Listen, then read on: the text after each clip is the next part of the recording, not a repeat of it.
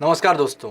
12 नवंबर इतवार का दिन, जब पूरी दुनिया, पूरा देश दिवाली मना रहा था, दिवाली के दीप में उज्जवल हो रहा था, उसी वक्त उत्तराखंड के एक सिलक्यारा में एक घटना होती है। उस घटना में हमारे 41 मजदूर एक टनल में, एक सुरंग में फंस जाते हैं। कैसे फंसते हैं, क्या होता है, चलिए जानने की कोशिश करते हैं आज हमारी इस वीडियो में। सबसे पहले जानते हैं कि ये टनल बनाई क्यों जा रही थी। ये जो टनल थी, ये चार धाम प्रोजेक्ट का एक हिस्सा है। चार धाम प्रोजेक्ट, जिसको ऑल वेदर प्रोजेक्ट भी कहा जाता है, जिसको सरकार ने 12,000 करोड़ के बजट पे शुरू किया था। जब ये काम शुरू हुआ था, जो ये योजना थी, चार धाम योजना, इस योजना के अंतर्गत ऋषिकेश जैसे जगह को चार धामों से जोड़ा जा रहा था। कौन से वो चार धाम थे? यमुनोत्री, गंगोत्री, केदारनाथ और बद्रीनाथ। इन चारों धाम को लेके, कनेक्टिविटी को लेके सुधार किया जा रहा था, रास्तों को बनाया जा रहा था, रास्तों को अच्छे तरीके से डेवलप करना था। इसी योजना के अंतर्गत जो ऋषिकेश और यमुनोत्री है, इन दोनों के बीच में जगह पड़ती है जिसका नाम है सिलक्यारा और दंदलगांव। इन दो गांव के बीच में एक पहाड़ है जिसको काट कर वहाँ पे सुरंग बनाने की योजना की जाती है। इस सुरंग बनाने का काम नवयुग नाम के कंपनी को दिया जाता है, जिसका बजट 800 प्लस करोड़ का जो इसमें बजट होता है। इस बजट के अंतर्गत नवयुग कंपनी को जो है वो सिलक्यारा से दंदलगांव के बीच में एक सुरंग बनानी थी। जिस सुरंग की लंबाई थी वो 4.5 किलोमीटर की थी। इसको सुरंग बनाने का काम दिया जाता है और सुरंग बनाने का काम शुरू होता है। सुरंग बनाई कैसे जाती है? सुरंग बनाई जाती है दो तरीके से। एक उसका तरीका है ड्रिलिंग और ब्लास्ट मेथड, जिसमें डायनामाइट यूज़ करके, जिसमें ब्लास्टिंग का यूज़ करके, ड्रिलिंग का यूज़ करके हम लोग सुरंग बनाते हैं। ड्रिल करके, ब्लास्ट करके उसका मलबा निकालते हैं, फिर हमारे मजदूर जो हैं वो वहाँ पे जाके सुरंग बनाने के काम में लग जाते हैं। और जो दूसरी मेथड है उसको बेरिंग मशीन मेथड कहा जाता है। बेरिंग मशीन मेथड में क्या होता है? बेरिंग नाम की एक मशीन आती है जो पूरी की पूरी मशीन जो है वो पहाड़ में दबाव बनाती है और सुरंग बनाती है, जिसमें किसी भी मजदूर को जाने की ज़रूरत नहीं पड़ती। ऑटोमेटिक जो है वो सुरंग बना दी जाती है। जो बेरिंग मशीन है ये बहुत महंगी होती है। एक बेरिंग मशीन की कॉस्ट कम से कम 200 करोड़ की आती है। इसी के साथ साथ बेरिंग मशीन का जो उपयोग है वो हाइट पे नहीं कर सकते। उसका जो यूज़ है वो हम लोग यूजुअली जो मेट्रो का काम होता है, जो अंडरग्राउंड काम होता है, उसमें बेरिंग मशीन का जो है यूज़ किया जाता है।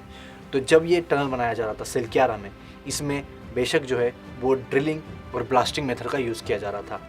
इसका काम शुरू होता है, दोनों तरफ से इसका काम को शुरू कर देते हैं। शुरू करने के बाद में सिलक्यारा से लगभग 200 मीटर के बाद एक मलबा नीचे गिरता है।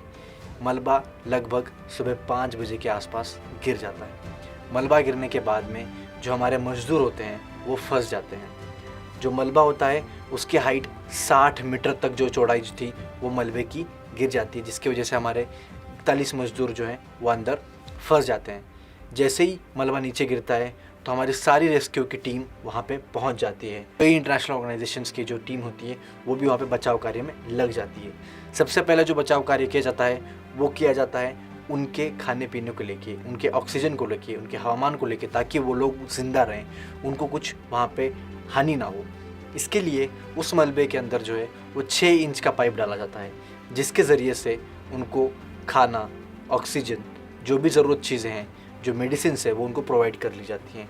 इसी के साथ साथ जब ये घटना होती है तो मलबे को निकालने की कोशिश कर ली जाती है हमारे बचाव टीम के ज़रिए से।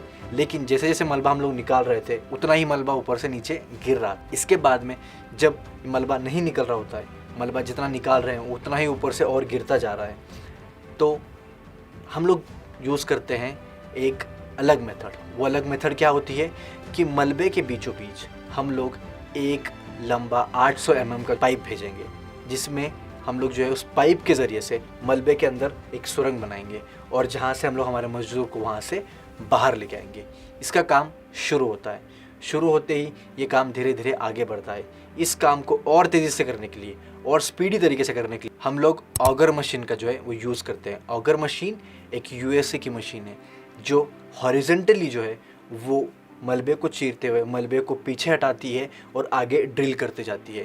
यही इसका काम होता है। ये हॉरिजॉन्टली जो है वो ये काम कंटिन्यू करती है।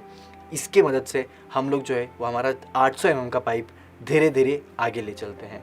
लेकिन ये जो ऑगन मशीन है ये 75% तक का जो काम है वो हमारा काम कर देती है, लेकिन उसके बाद में ऑगर मशीन ख़राब हो जाती है।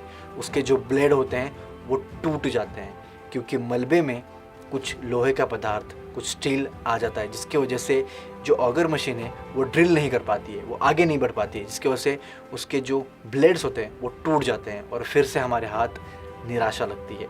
क्योंकि ऑगर मशीन डाला हुआ था, उसको बाहर निकालना, फिर अंदर मजदूर को भेजना, फिर ड्रिलिंग करना, उसमें बहुत ज़्यादा टाइम लगने वाला था। इसी वक्त में जो है वो भारत सरकार ने बहुत सारे और तरीके यूज़ करने की कोशिश की।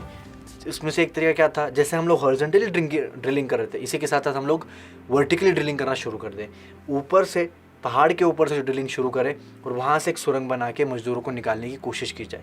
इसी के साथ साथ सिलक्यारा की तरफ से जो चीज़ें चल रही थी, इसी के साथ साथ दंदलगांव की तरफ से भी जो है वो वहाँ से भी वर्टिकल ड्रिलिंग करने की शुरू कर रहे थे कि वहाँ से अगर ड्रिलिंग हो रही है, वहाँ से अगर हमको कुछ राहत मिल रही है तो हम लोग वहाँ से टनल बना के हमारे मजदूरों को ना बाहर निकाल पाए। लेकिन इस घटना को 17 दिन हो चुके थे, लेकिन फिर भी मजदूर वहाँ से नहीं निकलते हैं। फिर हम लोग, हमारी भारत सरकार एक टेक्निक का यूज़ करती है जिसको कहते हैं rat hole mining. Rat hole mining क्या होता है? बेसिकली रैट होल माइनिंग का मतलब जो चूहा जितने छोटी जगह पे अपनी होल बनाता है उतना ही होल बनाने का जो काम होता है उसको रैट होल माइनिंग कहा जाता है। इस तकनीक का यूज़ यूजुअली बहुत जगह पे किया जाता था कोयले को लेके। बहुत सारे लोग छोटा सा गड्ढा बना के उसके अंदर जाके कोयला निकालते थे, इसको हम लोग रैट माइनिंग कहते हैं। इसमें फावड़े के ज़रिए से कुछ छोटे छोटे औजारों की तरफ से जो है वो किसी भी चीज़ को खोरेद के वहाँ पे इंसान जाता था और कोयले को निकाल लेता था। इसी मेथड जो है, ये मेथड बैन कर दी गई थी भारत में, लेकिन यहाँ पे इमरजेंसी की वजह से सरकार ने जो है वो इसको यूज़ करना चाहा और फिर रैट होल माइनिंग के ज़रिए से इन मजदूरों को आखिरकार 17 दिनों के बाद में निकाल लिया गया। धीरे धीरे सारे मजदूर बाहर आते गए, लेकिन इसके पीछे क्या वजह थी? ये जो सुरंग ढल गई, इसका जो मलबा नीचे गिरा, ये मलबा नीचे गिरा क्यों? क्या सेफ्टी प्रोटोकॉल्स फॉलो कर लिए गए थे? क्या ऐसी कोई इमरजेंसी सिचुएशन के लिए कुछ भी एस्केप प्लान बनाया था? ये सारी चीज़ें अभी देखनी बाकी है।